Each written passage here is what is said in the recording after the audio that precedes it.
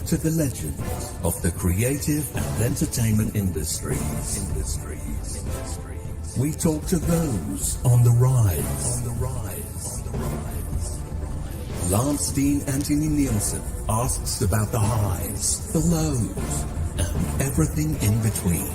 This is Outcast Creative, and this is Industry Interviews.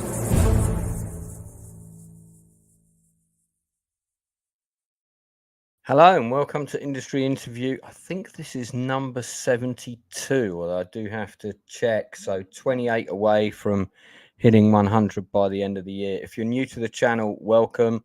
The content of the channel primarily is to interview people within the various creative industries. What does that mean? Well, creative industries can mean quite a wide spectrum, from music, the arts, film, theatre, television, but also the world of gaming and games design. And anyone who will have tuned into the channel before will know that I'm an avid gamer, particularly strategic games, particularly anything to do with World War II. Anybody who knows me even better than that will know I've got a massive collection of World War II miniatures in various scales.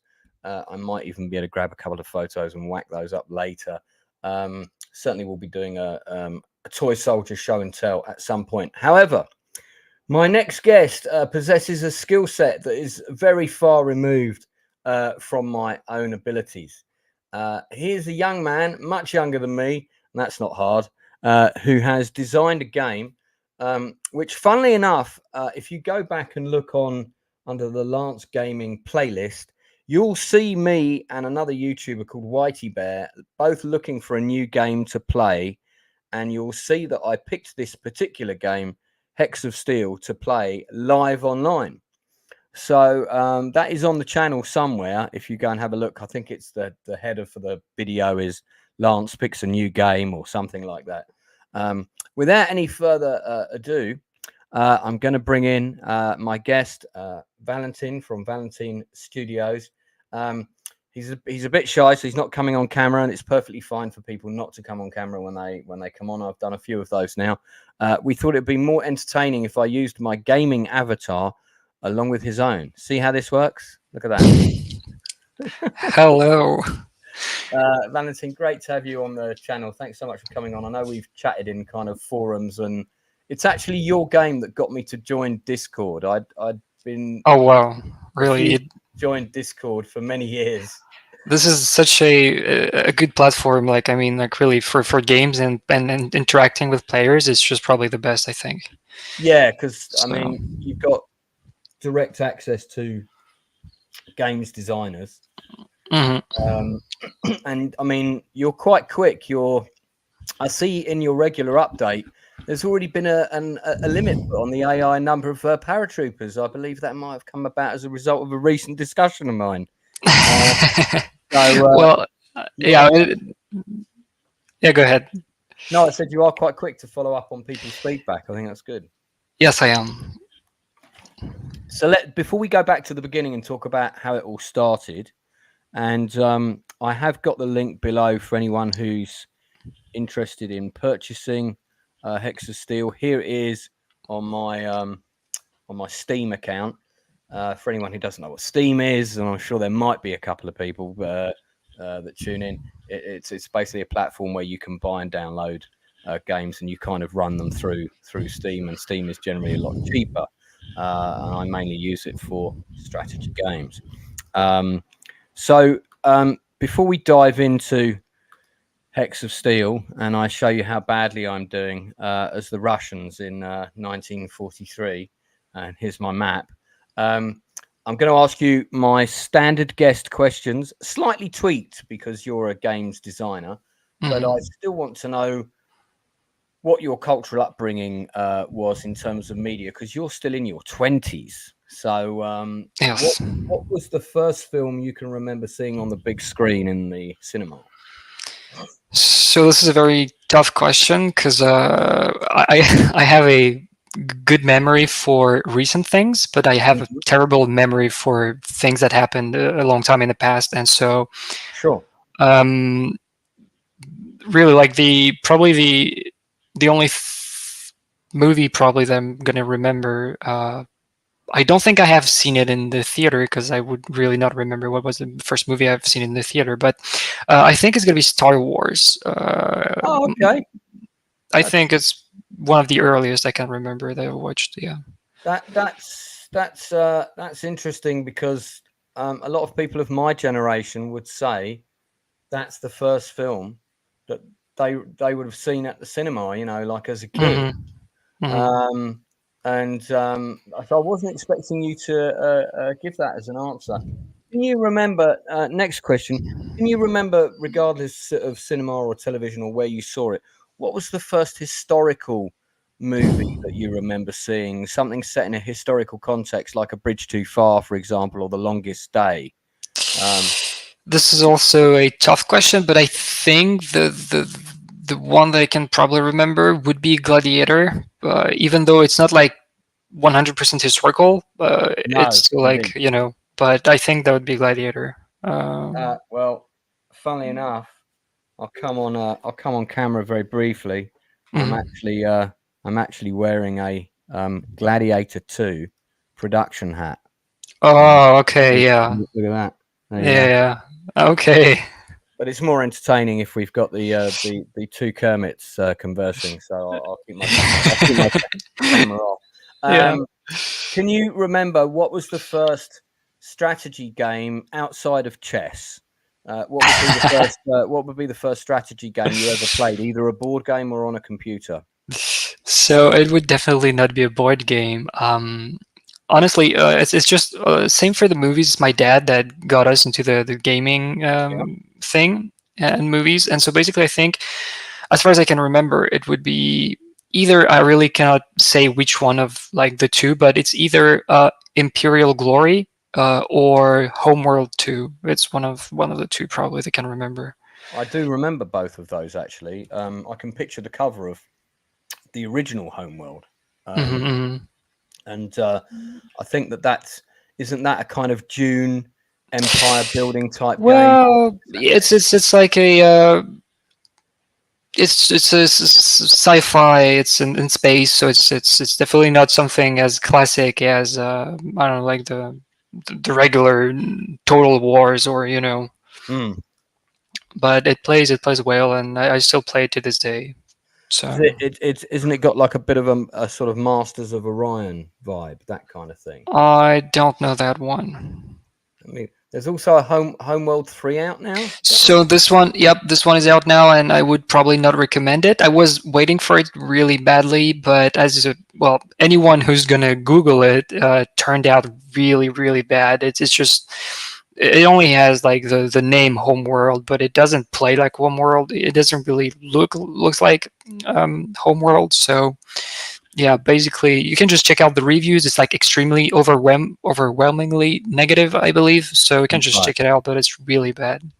So not Homeworld 3, which is currently available on Steam, but Homeworld 2, I imagine, is probably still. Yes, yes, it is, and it's really good. It's just really like the best. But you've designed a World War II strategy game, so yeah.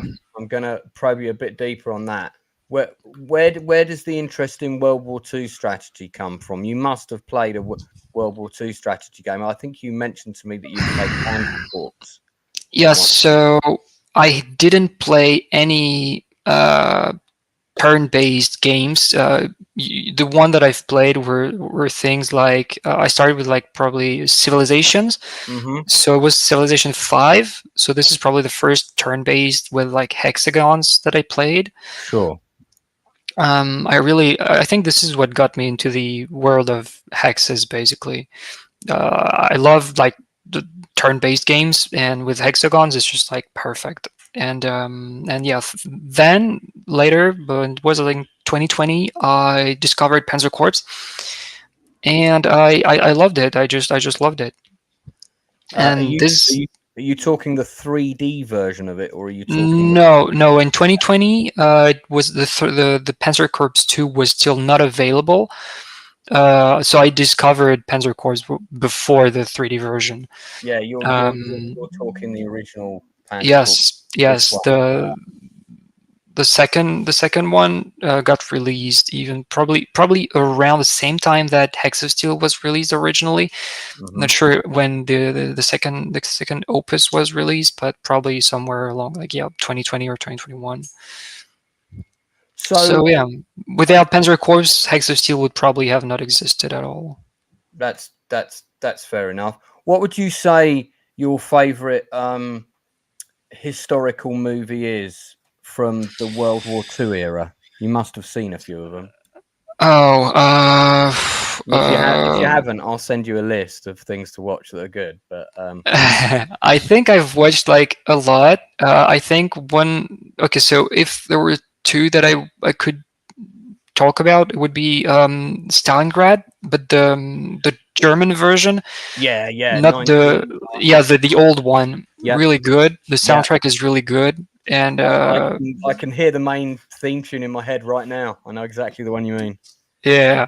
So Yeah. this one I really liked it, and something more modern would be a German. It's a mini series, so I don't know if it counts, but it's Oh, um, the yeah, the one with the four friends. yes, it was really good because it it's like the from the beginning to the end, and it shows how people are affected by the war, and yeah, I really like that one because it focuses on people, and yep, I like that one too. Not Enemy at the Gates, Dan. That's the nonsense That's Hollywood that's film. the new one that I didn't. I mean, yeah, it's It's got some really nice production design.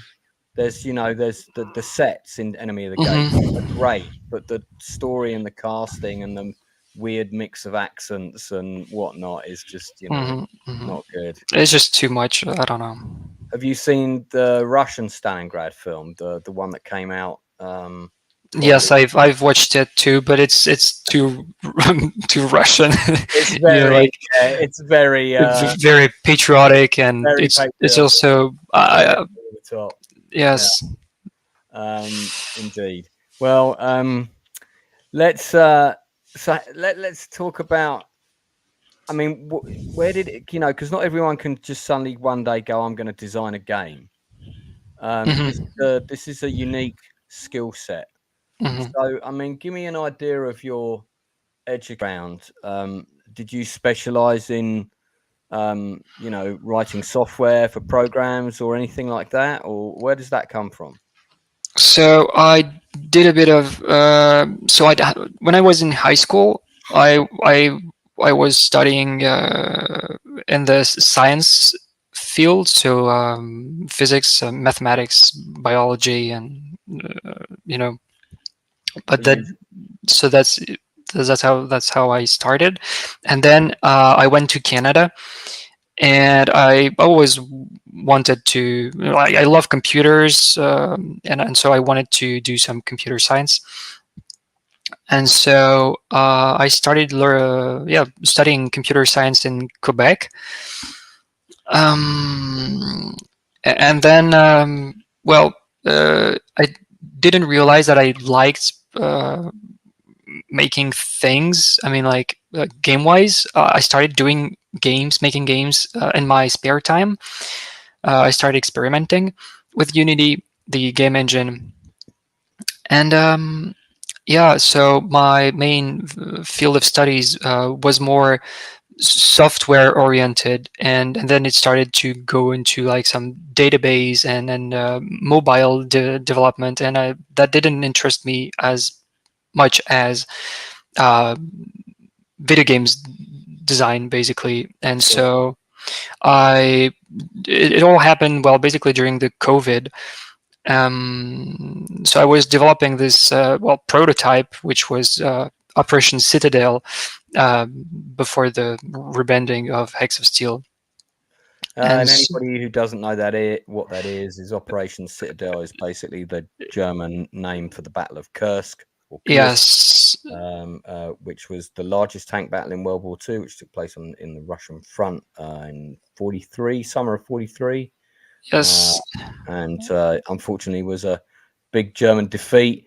Strategically terrible for them with huge losses, and after that they yeah. never recovered. So was it? So you were designing a game specifically on that battle, hex-based game? So I have no idea why I gave it the name Operation Citadel, because it was not about Operation Citadel. I mean, Operation Citadel was in the game, but it just was not revolving around Operation Citadel, because I was basically making a Panzer Corps clone. Like, really, Okay. I was just having fun trying to make my own thing. Hmm. And so, and then it just, it just grew bigger and bigger, and I was like, oh well, I could just for fun, just, maybe put it up on Steam and see how this goes. And the more time went by, and the more I got involved, and the more I love basically doing this. And when I started making a bit of money, so just to get a good understanding, I'm talking like $200 a month or something selling this game. Sure. Well, you definitely cannot make a living out of it, but No. I was like, well, I guess that if I can just focus on it and put more effort and polish it more, and just pour more work into it, I think we could really get this thing to work. And so I really just basically dropped out of school, for several reasons. It was just not convenient for me, because I went back to France, and then because of COVID, and so yeah, the time at which the lessons were really not convenient. It was like 9 in the evening, and so I was like, well, that's enough. I'm just gonna focus on developing this game, and we'll see where this goes. If anything, I can just always go back to Canada and continue my thing. So I'm not losing a lot if anything goes bad. So you're French Canadian. No, I'm French. I just went to Canada because there is some kind of treaty between Quebec and France, and so I can study there basically for free. So that's why. But no, I'm not from Canada. I'm French. Yeah, because it's interesting that you talk about Panzer Corps, because we've had a pretty similar journey there. I went from Panzer Corps to something called the Operational Art of War, which is much more detailed. It's kind of one step further on from yours. Battalion and brigade sized units, sometimes company sized units. But the problem with that system is that the AI is bollocks. So anyone who doesn't understand Cockney slang, that means it was rubbish. So I always knew what the AI was going to do. The AI was very predictable. And it was really just any scenario that you played didn't really have any surprises in it, and it just became a war of attrition. Which, if you were playing the Allies, you would generally win. So one of the things I like about this game is that doesn't happen very often. I do have some issues with it, which we'll get into, but overall, I'm very happy with it, because I spent ages. If you go on the video and watch when I was looking for a game to play, I spent ages picking this game. You were looking for a game live? Yeah, I did a and... live stream with me on my Steam account with another YouTuber. Okay. And we were looking for a turn-based strategy game to play. Well, I'm interested into watching you guys looking at HEX of Steel for the first time and deciding whether or not you should play it. Well, the funny thing is I'd seen it once before, and the reason I passed it by was because I thought, and let me just load up the map so people can see what we're talking about here. I thought it was a computerized version of one of the Squad Leader clones. Squad Leader is a massive... So tactical, or... Well, Squad Leader is a massive tactical board game, which is platoon level. Because of the images used for the units. The images for the counters are extremely similar. Yeah. And I just, you know how it is. You scroll through stuff, you just catch a glimpse, right? Yeah, I understand. And, so I thought that these counters were Squad Leader counters, or a variation of Squad Leader. And I think one of the Squad Leader clones is called something like Close Action or something like that. Close Combat, something like that. And the artwork was all very similar. So I was thinking, oh, they've computerized that. Oh, I don't really want to play that because I want the scale to be higher. But Okay. when I So, was on with Whitey Bear, who was the other guy I was streaming with, we mm, actually, because he was with me, we actually stopped and watched things and digested them in a bit more detail. And that was when I realized, oh, hang on, this isn't based on that game. This is different. mhm. So it may be that you have other people who glance at it and think the same thing. So hopefully I can dispel that. Yeah. So here's a game in action. This is a 1939 big campaign with me playing the Germans against the Polish, who seem almost invincible. I don't know if I've got it on the wrong difficulty level, but I should have conquered Poland by now. It's the 3rd of November. They're still holding out.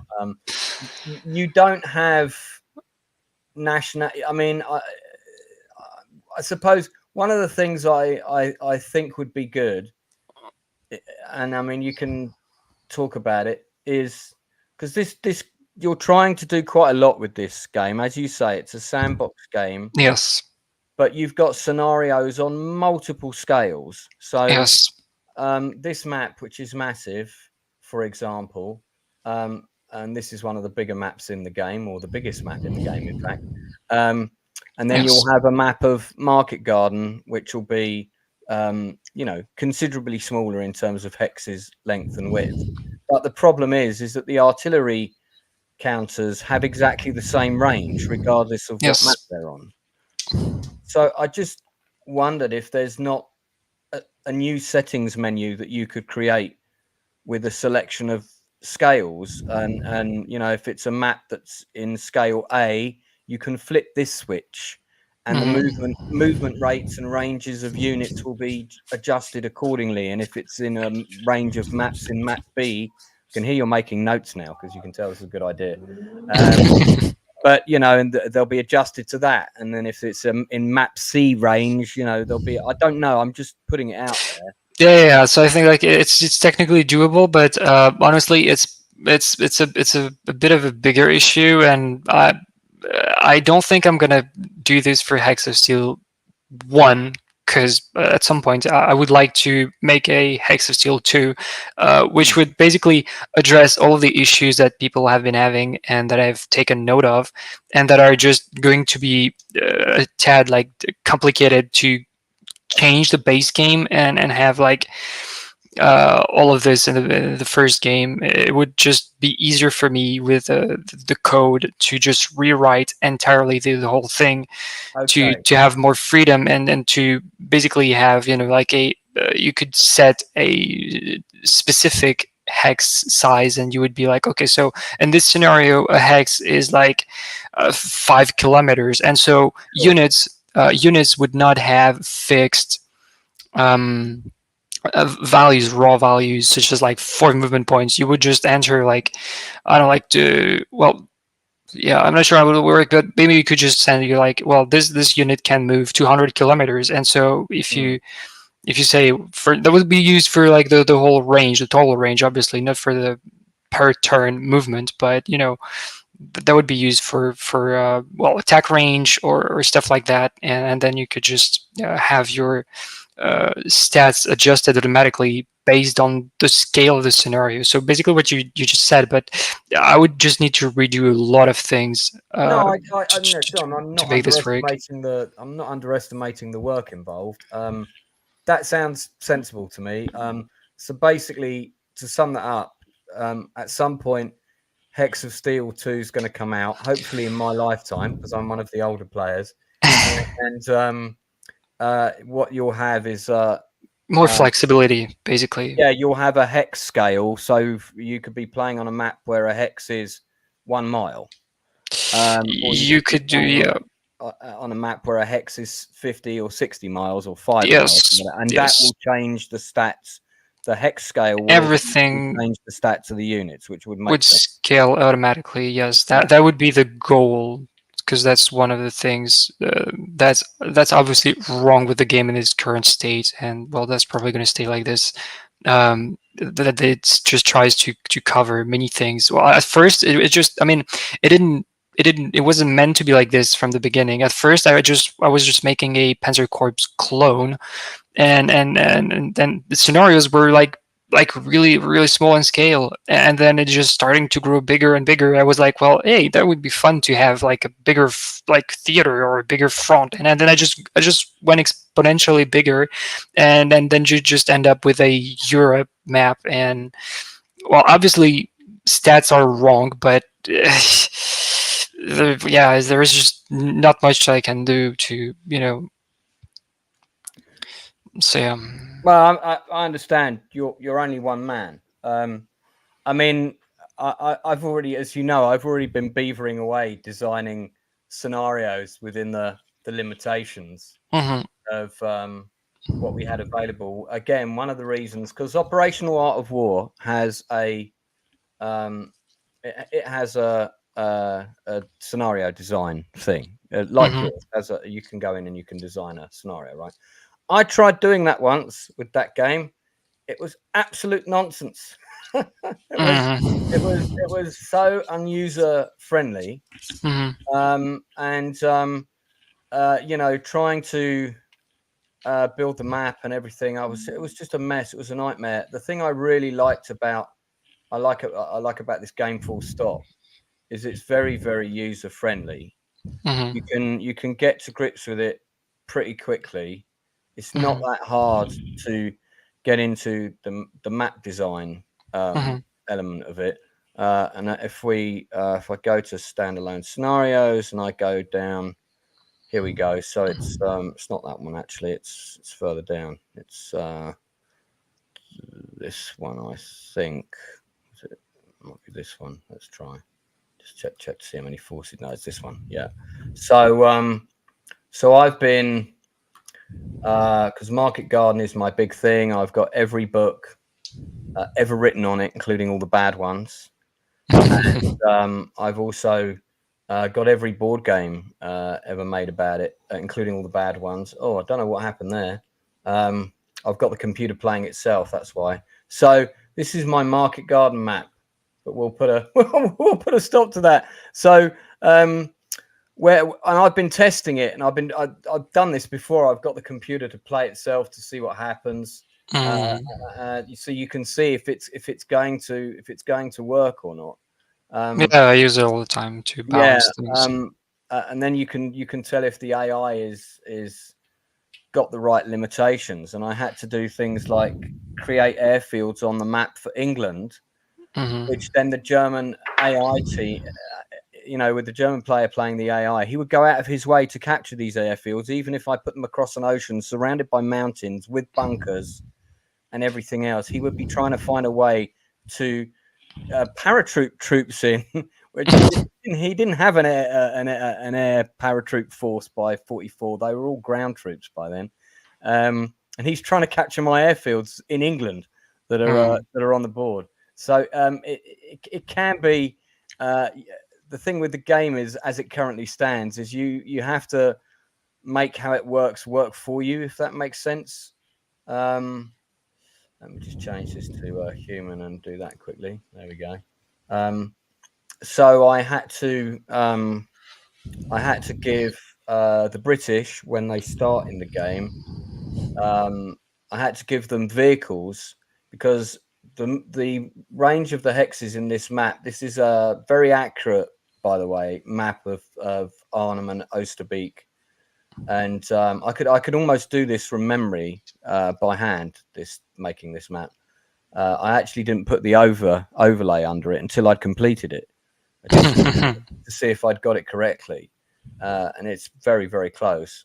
But I had to give all these paratroopers vehicles, so that they could, in a turn, which is roughly 3 hours of real time, they could move the number of hexes they could move, because one hex in this game is probably something like around 400 meters or something like that.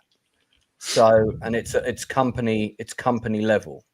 So you've got the 3 battalions. Each battalion has got 3 counters of infantry, 1 counter of anti-tank guns, and then another unit. But this is my Arnhem map for your for your game. So, Sorry, go on. can I say something? Yes, jump in. I think I have two good news. One of them would be that the way the AI works when it tries to go somewhere, if it cannot find a target, so a target would be an enemy unit around itself, it's obviously just going to pick the closest enemy victory point, and so so currently, if it is trying to go to your airfield on the left, the one on the left and on the south, right? Yeah, there's two of them. There's one for the British and one for the Polish. As you Okay. can see, I've kind of like put So mountains and stuff all the way around you don't need the mountains. They cannot. See, you have sea, so you have like water, and there are no bridges or anything. They cannot reach it. You can just remove all the mountains. The sea barrier you made would work fine.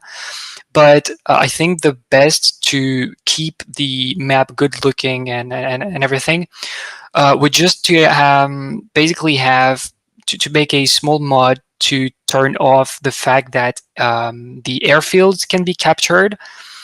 And this way the AI it knows if a tile is capturable or not, and it is excluding tiles that are not capturable. And so by making the airfields not capturable, the AI would never try to go for them because they cannot be captured. So that would be to solve one of your issues. The other thing for the stats and you saying that you need to give them transports to have like proper movements, speeds and everything, I have a good news. So the second one, as of today, I have started implementing support for importing and exporting CSV files. So what this does is you can go you should have the latest update. You can go back to the main menu basically and go to the units editor, and then you will have two buttons. One says export to CSV and the other one says import. So you can type up here. You can type in the search for unit. You can type in I don't know, like paratroopers, for example, or like para in the search for unit field. You need to select it top left. Search for units. Yep. Right. Yep.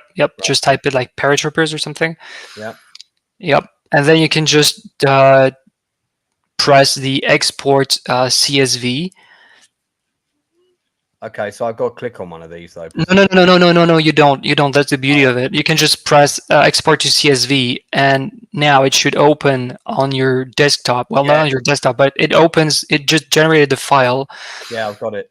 And if you, since you're on Mac, you can just select it and press space, and it basically generated like the table with all of the stats of the units.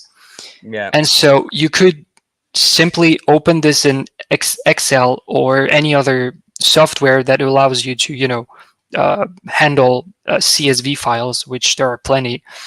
And you can just set the movement to whatever you want. You just select all of the columns and you just set like 10 or whatever you want.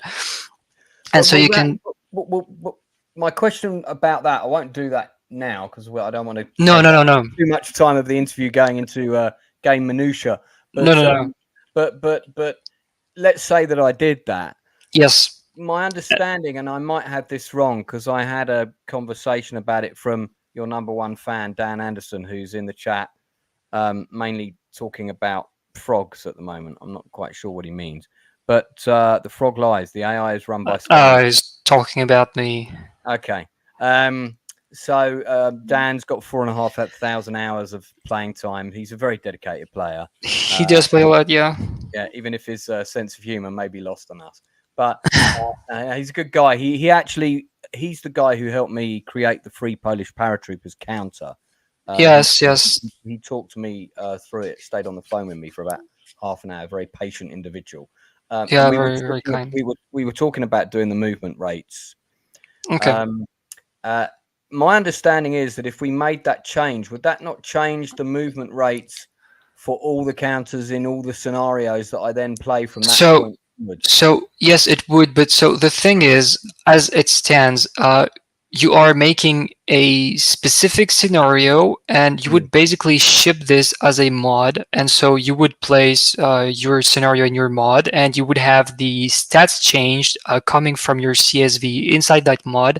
And so whenever you just enable that mod, you have the scenario, all the stats, and you just play that scenario. If you're done playing that scenario, just disable Right. the mod, all stats are back at normal. Right, got you. So Okay. that would be the way I would do it. Effectively, what you're saying is you're kind of containing the scenario and the counter or unit stat changes within the same folder, so it's all being activated from the same source. Yes, When yes, you play yes. the game the rest of the time, just putting it in layman's Yes, terms. you just disable it. Yeah, exactly. Okay, I've got that. Now, so why did you did the interest in World War II come from playing Panzer General, or your dad, or you just decided, well, there's room for another World War II game? Oof. Another World War II game. So, Oh man, that's a tough question. well, we love asking the tough questions on the Outcast Creative channel. It's probably not like the toughest one could be asked, but I mean, like, I think it's just from like like my childhood. I always was interested into like by tanks. I mean, like I was like a normal little boy. Who doesn't love tanks? And well, World War One tanks suck. So you would not really be interested by World War One. But yeah, I don't know. World War Two. I don't know. My dad got us to play into Memoir 44. Yeah, I used to own that game.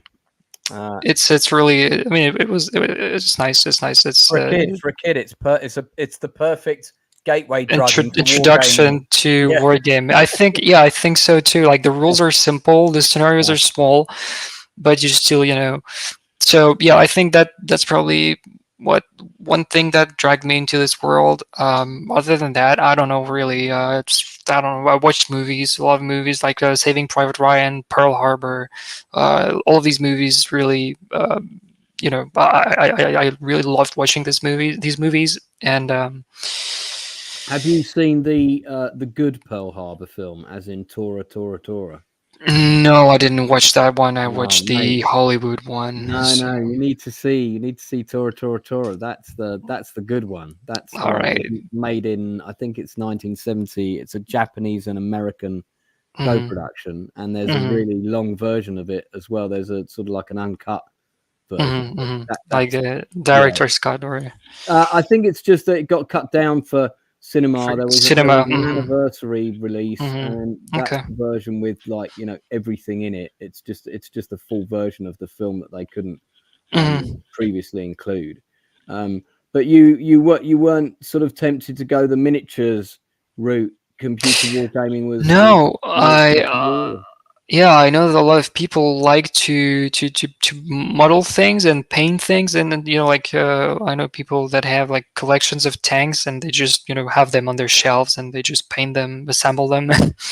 But I didn't go that route. I think I like making games, and so like we're working on a second game with my brother, and it's World War II too. So tell us about that.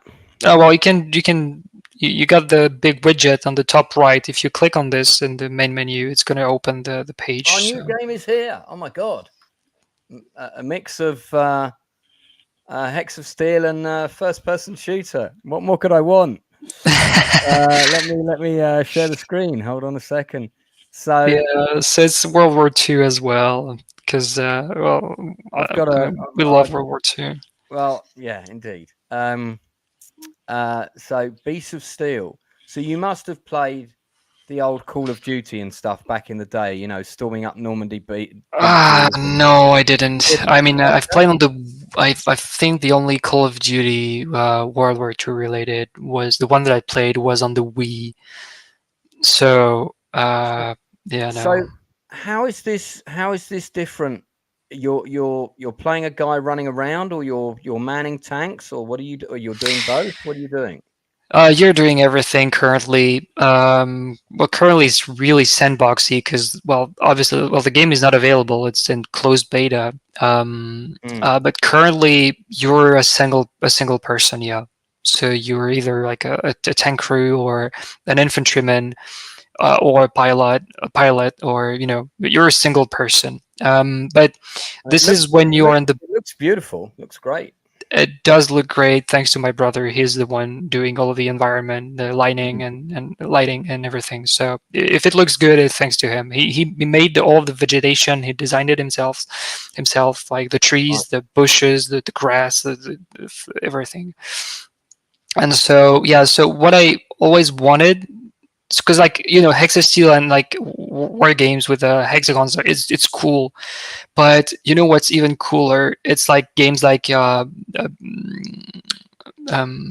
Elite Sniper, that kind of thing. No, that's not what I was thinking. I was thinking about the Total Wars and Mountain Blades. It's cool when you have a strategic map. You have your armies, and you just you take part of it. So the Total Wars don't really allow you this because you're not at the soldier level. You're always like a general. But the Mountain Blades, I love this game because you have your army, you design your army, and then you just fight, and you are one of them, and you just fight along your fellow soldiers. And so I think that something that was really missing and that do not exist anymore is a mix of strategy and tactical. The only game that I'm aware of that did this was Heroes and Generals, but it got shut down, and players are really not happy about this because the game was, well, it used to be good and then it just turned into shit, but because of the decisions of the dev. But basically the only game that would be similar in some ways to Beast of Steel would be Heroes and Generals, because you would have that strategic map and right, and the tactical side of things.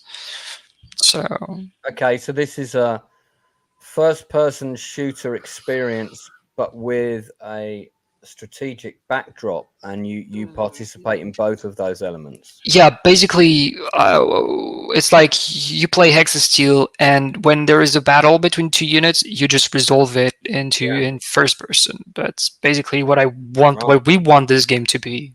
That's nuts, because that means, I mean, if you're playing the Battle for Russia, that's going to take you your whole life to resolve all of those fights. So because we're limited with the models we have available and everything, we're not going to make like a Europe map. It's going to be very focused on France, but basically, well, the Eastern Front could be done, yes, but I don't think that's what people are gonna go for, because it's just gonna be way too long. I mean, like, it would not be possible. Do the smaller, crucial, It will most likely be like battles, and maybe like an area like, I don't know, like 100 kilometers across or something like that. And well, you've definitely got to do Arnhem. I mean, one of the things that's always been missing for me on let's say a Call of Duty game, right? Where you'll play the scenario and the AI will have, let's say, 40 Germans running around that particular part of the map, and you've got your objective, and you've got to get usually from one end of the map to the other. It's usually quite linear, unfortunately. What I would like to see is a game where, and you're kind of embracing it here, is that you have a kill count clock. So every time you kill someone on the opposing side, you see it goes up. And let's say if your particular guy that you're running around your map hits a kill count of 50 for that mission, which is quite high, that's enough to have the stone in the pond effect to change a bit of history, which means that part of the day of that battle went a bit better for your side than it did in history. So the next mission becomes different because you are changing history. Do you follow me? And I always thought that I didn't understand why no one's ever done a really big free roaming World War II game, a bit like there is one. Elite Sniper's got really big maps, but it's not quite what I have in mind. It's World War II Online, no? Yeah, I had a look at that. Yes, it's World War II Online. I had a look at that, and I thought it was all right, but it's very I mean, it's very old. It is old. It is old. Yes, even though they recently updated to a new game engine or something, I believe. But yes, it does look old, and it does feel old. So I get what you mean. But it is probably the closest you can get to something in open. Like, I mean, it's an MMO, so yeah. Yeah, it's kind of in the right direction, but not really. Yes. Yes.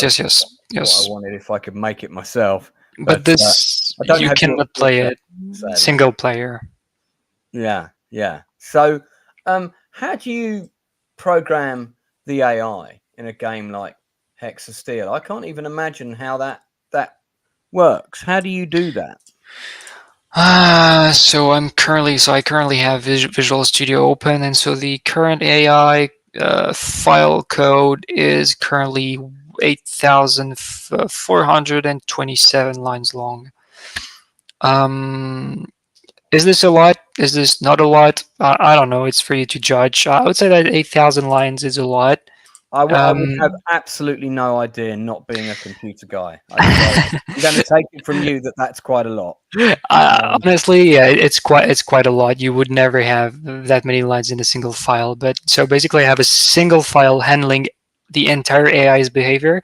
Right. And so how do I go about making it work? Well, I think the only way to make this work is basically, you go simple. You go like, okay, so what's the current situation? What resources do we have? What like I think the current AI is sort of a mirrored version of myself because I programmed it like a bit like the way I play. Mm-hmm.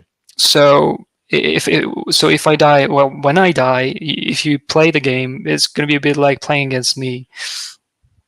So you could still play against me, even when I'm gone. Well, so that's a cool thing.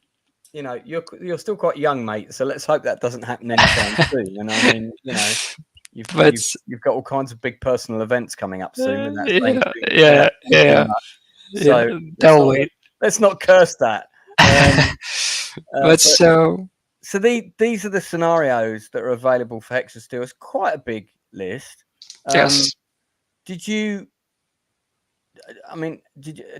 take it you must have designed all of these yourself. Yes. Yeah, and I mean, there's a great video for anyone who hasn't seen it of Valentin designing the Stalingrad one, which is actually when I first saw that video. That's how I first reached out to you. I did a post underneath it. Yeah, it's an old one. There is a more recent one which showcases more of the recent settings and the recent UI changes that I've made, which I would recommend. Is the Coreland 44. Right. So let's have a look at this one quickly. So I'm going to put like Germans and Operation Citadel, which is what the game was called originally. Mm-hmm.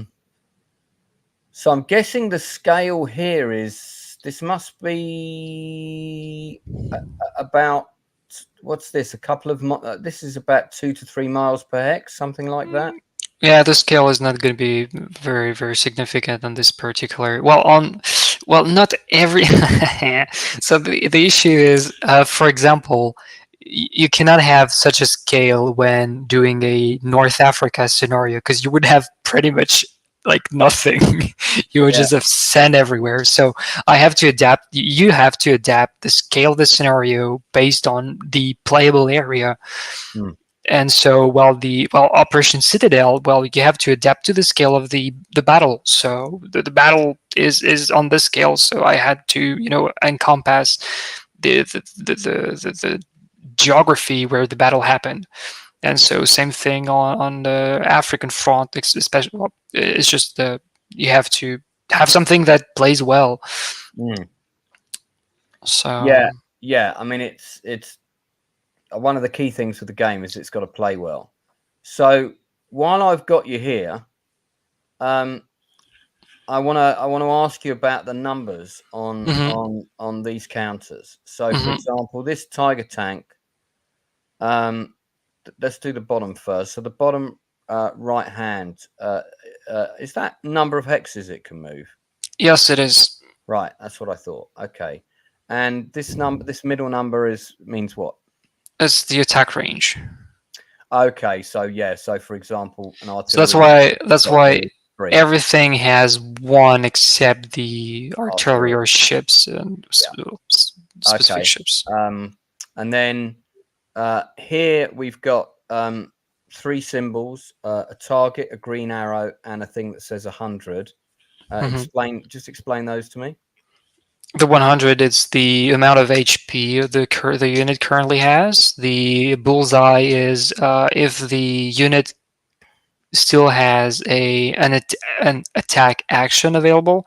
Right. And the green arrow is if the unit still has a movement action available. So if it's green, it means you cannot move. And yeah. So the 100 is like health. Yes. Okay, so you actually, when you have your unit selected, you see at the bottom, well, it's currently hidden by the banner, your orange banner, but you can see it for yourself. At the bottom left, you have everything that is basically indicated there. So with icons, which is helping when you're beginning. Yeah. Or you're confused with like what could this number mean? So at the bottom left, you have all the information about the units with icons, and so if you leave your mouse over it, you also should have a tooltip for the icons that are not like straightforward. But basically, yeah. So you can just associate them. So the number at the top left, the 25, is this like an attack and defense factor? So on the top, all of the numbers are damage. So the top left, 25, it's the soft damage. So it's the damage dealt to non-armored units, infantry or artillery, or guns, or anything that doesn't have armor, basically. And the middle one is the damage it does to armored units. Middle one is going to be hard damage, so damage to armored units. And the last one is going to be air damage, which is the one that planes are going to have and ground units are not going to have except anti-air units. Yeah, anti-aircraft. Okay.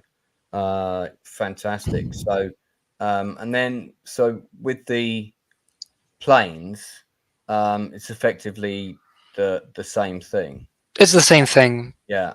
So this is 28 for attacking soft yes. targets, 28 for attacking hard targets. Yes. 31 against other aircraft. Would that be right? Yep. Funny thing is, do you know what? Until this conversation, I never realised that this was the health meter. I would be watching these numbers going down at the top, and I'd be thinking, "Well, the hit points, right?" No. So typical of me. Yeah. Okay. So no wonder my invasion of Russia is going so mediocrely well. So from the point that you sort of played around with this to the point that it went on sale, how long in terms of time was that? So actually, this is a question that it weirdly enough comes up, I'd say, often.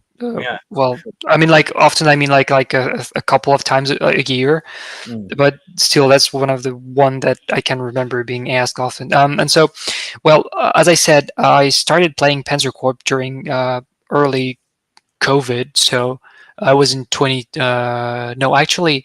it was late 2019, and so it was fall 2019. I started playing Panzer Corps, and by the end of 2019, I started designing HEX of Steel. And I think you know what? I'm just going to share with you the Instagram, because actually no, I don't even need to. Just go back one menu.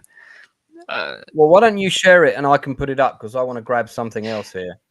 Yeah, there is a link to the Instagram in the main menu. That's what I'm trying to. Oh, I see. Okay, all right. So I'll go to the main menu. Yeah, the bottom left, you have Instagram logo, and you can just click on it.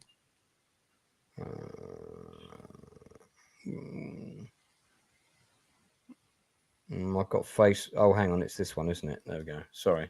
Instagram is the one. Me and social media are not good friends. That's fine. Yeah. And so if you scroll down at the very beginning, I have documented everything that, like, every steps that the game went through, and so you can just see one of the very first pictures is basically when I first created the project and how things went from this point on. So there are not many posts, so you're quickly going to reach the bottom and then see how. Oh no, really?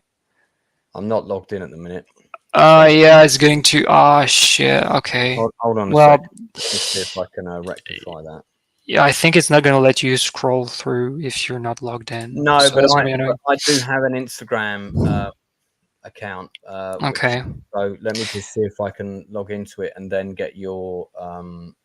Okay. Yeah, so I have logged into it. So it's under Hex of Steel, right? Yes. Okay. Hold on.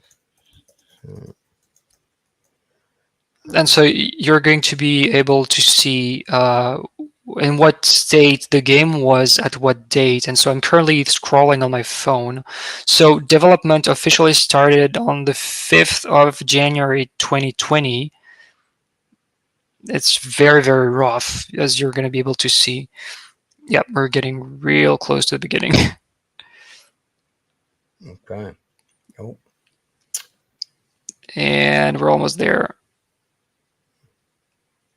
So the V1 rocket. And yep. Oh, there's a bit more, and almost there. Yep. So you see a very, very first prototype of the game, which was January 2020. And so, for reference, the game got on Steam in early access in March of the same year. So basically 3 months. 2 months. 3 months basically after I first created the project. But it's great to be able to sort of see this. It was in a terrible state. I mean, here it looks like a squad leader map. That's how the game started. It was tactical. I was making a mix of like Memoir 44, and I mean, like, a lot of the tiles that I designed were taken like from this board game. So I guess you can recognize the city tile. It's basically the same thing. Yeah. So that's how it started, and then it just transformed, and yeah. Here we can see that Valentin has discovered snow. Yeah. Some countries that might mean something else. So yeah, it was pretty ugly. You can see like Operation Citadel, the post. It's just like 20th of March. Oh, look at these limited scenarios: Stalingrad, Dunkirk, Germany 45, Kursk. Funny enough, because I was, I think again you'll see it on that stream. I was trying to find a new Market Garden game, because the only ones I had were just terribly inaccurate, or the AI was rubbish. So that was how my quest began. Yeah. So here it's coming along, you know.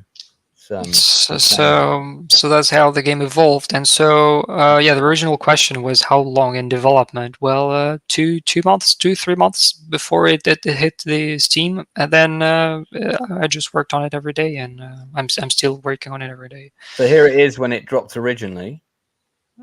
Yep, I think it is. No, that's the sale. The original one is just a bit lower.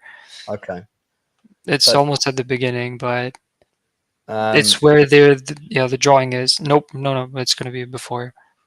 It even has the old graphics still lower. Okay, not that one. No, lower. It has the old graphics, so a bit lower. Oh, Still, okay. still. So it's probably gonna be. Could be this one. Early access to the game, but that's got the old graphics on it. I can see It that. has, yeah, it has the old graphics.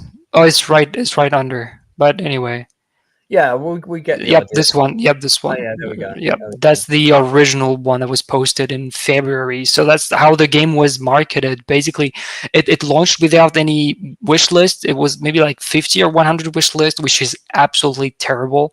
Do not ever launch a game with 100 wish lists. I mean, it sold terribly.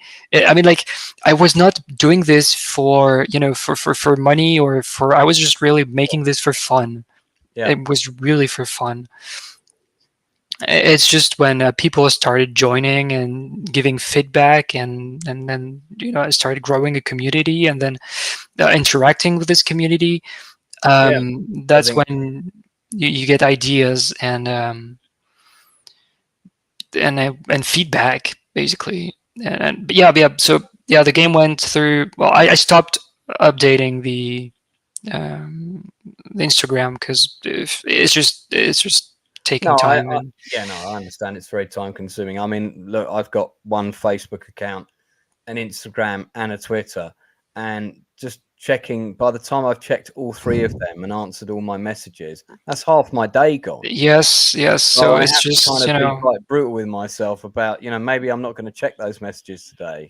I'd rather work on the game rather than making posts on Instagram that three Yeah. people are gonna read basically. No, I understand that completely. I mean, yeah. Well, look, when you get round to doing the second one, if you want someone to help you design scenarios, man, I'm your man. Yeah. I will definitely I'm all have ears already. the community involved Yeah. for like research, balance, for like everything basically. Well, I think you could once you've got that scale button in use, this system will be amazing because then you'll be able to, you'll be able to take it right down to the tactical level if you want, or right up. Yes. And although Operational Art of War does that to some degree, it's just not. Yeah, it just doesn't work as well as yours. I think yours covers so many things that other games don't. I do think that it's good that you've got the non-historical options, but the more accurate you can make the base game, the more it will appeal, because the World War II community, they're rivet counters without wanting to put it a polite fashion. I mean, I'm the guy who nearly made the Pegasus Bridge movie, the one that got cancelled. That was my project. That was my film. And we got screwed over quite badly, which is why that film didn't happen. That sucks. I'm sorry. Yeah, it was a horrible experience. But one of the things that when we were preparing to do it, one of the things I was really rigid about was getting stuff accurate for the film. And we shot a whole load of second unit stuff for it. We shot a tank battle for it and all kinds of things. And I made sure that particular unit of tanks had the right symbol on the rear of the vehicle for that unit, in that part of Normandy at that date.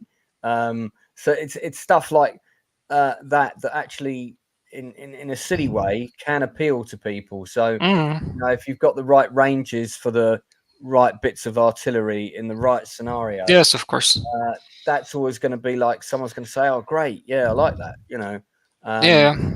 So at the minute, my British artillery can't support the British at the bridge in my Arnhem battle game, but I'm giving them things to compensate for that. And until the second version of your game is available, but all good. So, I mean, just talking about the future, obviously you've got the other game on the go. as well. So as, yeah, as well that's as this currently I'm trying to do 50-50 development time, although lately it's 100% Hex of Steel. When you have two projects going on at the same time, I really have to have Hex of Steel in a stable place where nothing is broken and everything is fine, so that I can peacefully work on something else and not currently having to go back to it and fix things. So currently my current goal is having Hex of Steel in a stable place where I can just calmly work on something else. And, I mean, is it now reached a point where you've got a decent enough sized fan base that this is a full-time job for you and it's giving you a living? Oh well, it's. I mean, I couldn't always pay bills with it, but now yes. As of lately, it starts. Well, the game is still growing. I'm talking like player base is growing. Sales are growing. So no, I'm really happy about this because it means that I can continue. Because like one really real fear that I have is that if I am not able to do this, I just don't know what I'm gonna be able to do. Because I don't want to work in a restaurant or Listen, Valentin, I can promise you now, you're absolutely not going to work in a restaurant, mate. This is you're going to own a restaurant maybe one day. One day you might own a wargaming restaurant, perhaps. But no, that's not going to happen. Trust me. Thank you. I just like keep working on. I take my hat off to you because for someone to produce this kind of content at your age, I'm not going to say how old Valentin is, but I know how old he is. It is nothing short of remarkable, frankly, and yes. It's good. It's amazing how many good projects came out of lockdown because I wrote about 30 scripts and 2 novels in lockdown. Definitely.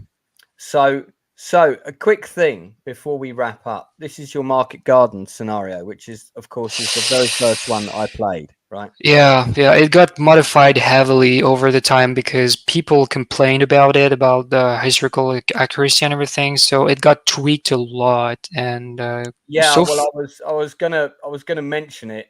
The German units that you've got on the American bridges. I'm not talking about Nijmegen here. But for example, this unit in Grosbeek, in the Grosbeek town of Grosbeek, and also the unit that's defending Grave bridges, the Grave Bridge, right? And also the unit in Weigel, and also the unit on the Somme Bridge. There were about 60 Germans there. So garrisons. Yeah, all of those would be garrison units, and also of poor quality as well. These guys, there were 288 guns and about 60 guys. They fought for about 5 minutes. They blew up the bridge and then they legged it. And that's basically that was the resistance at Somme. There was not a lot of resistance at Somme. Same with the Grosbeek Heights. That would have been a garrison unit. I mean, you could make it an SS garrison, but it would still be like 60, 100 guys like tops. Yeah. And I also found that when I played this scenario, all of the paratrooper units on their first and second turns were completely ineffective. They wouldn't do any damage to people at all. So, which is, when a paratrooper first drops, that's when they have the element of surprise. So it should really be when they do the most damage. Although obviously they've all got to get together. But don't get me started on paratroopers because they're I don't know if you followed the Discord, but people are really mad about paratroopers.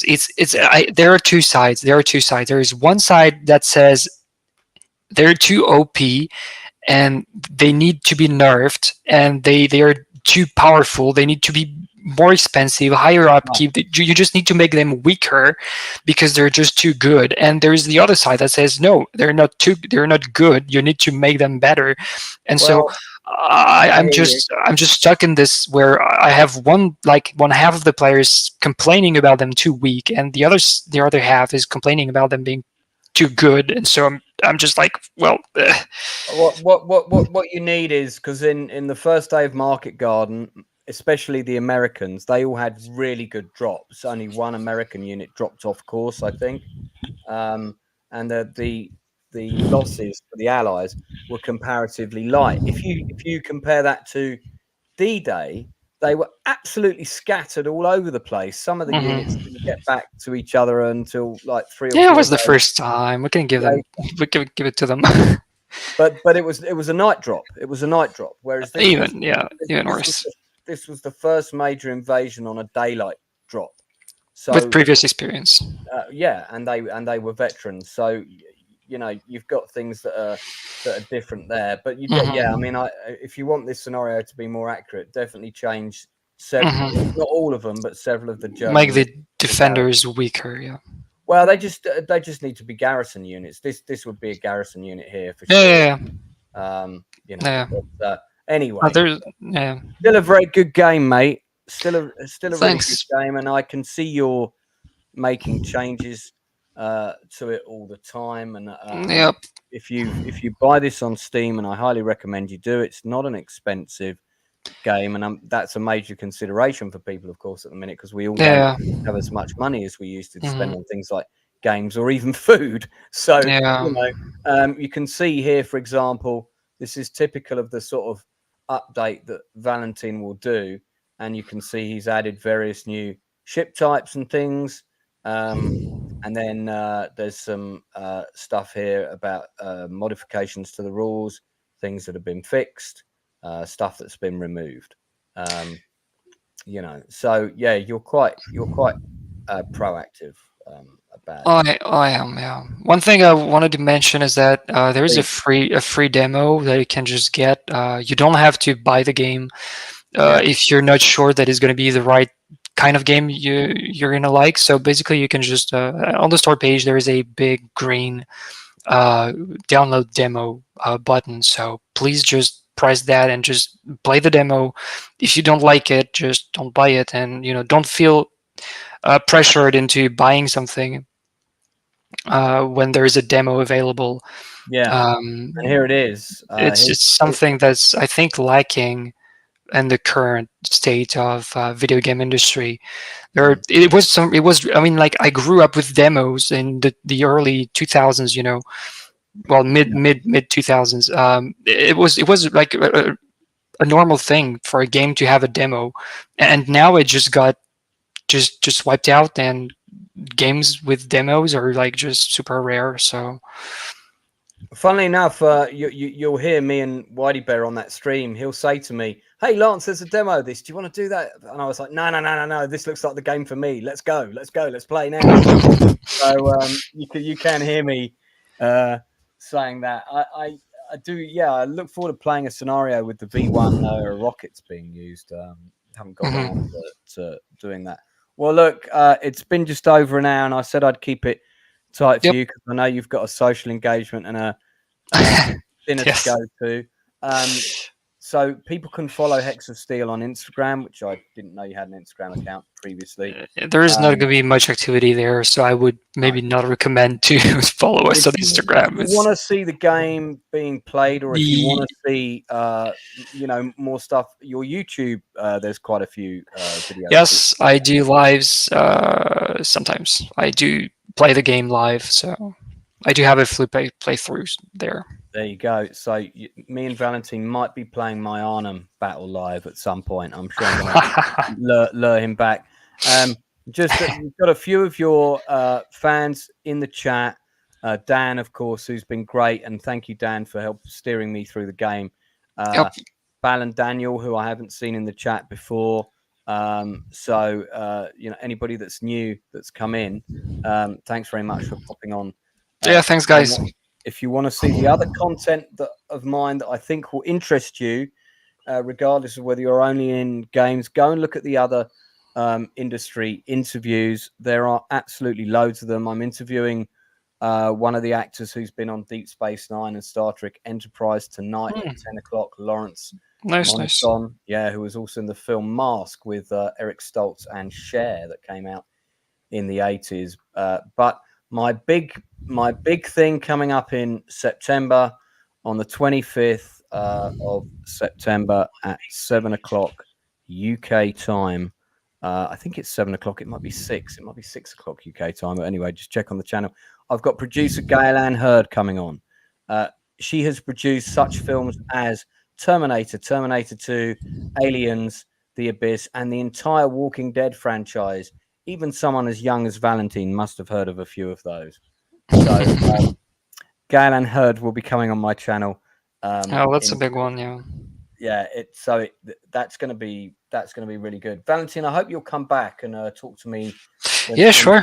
When you've got the next game ready to launch. Was there anything else you wanted to plug or mention before we go? No. Well, have fun, everyone. If you're interested by the game, just get the demo. Yeah, basically that's it. Thank you for your time. Thank you for inviting me. It was nice talk. Thank you for coming on. And I like to get a diverse range of guests, and you're the second games designer I've had on, but the first computer games designer I've had on. Well, my pleasure, man. All right. Thanks very much. Thanks everyone for watching. Don't forget to like and subscribe. Spread the word about the channel. I'm trying to hit 5K by the end of September. I'm on coming up to 4,000 subscribers now. Working very hard to get those. So until later tonight, I'll be back on at 10 o'clock with Lawrence Monason coming on for an interview then. So just in over 2 hours time, or just under 2 hours time, sorry. Do join me then. That is going to be a really interesting and I think quite heartfelt interview with Lawrence. So tune back in about an hour and 45 minutes and I'll be live with Lawrence then. Until then, thanks to everyone in the chat. Thanks, of course, to my special guest from Valentin Studios. We'll speak to you again real soon.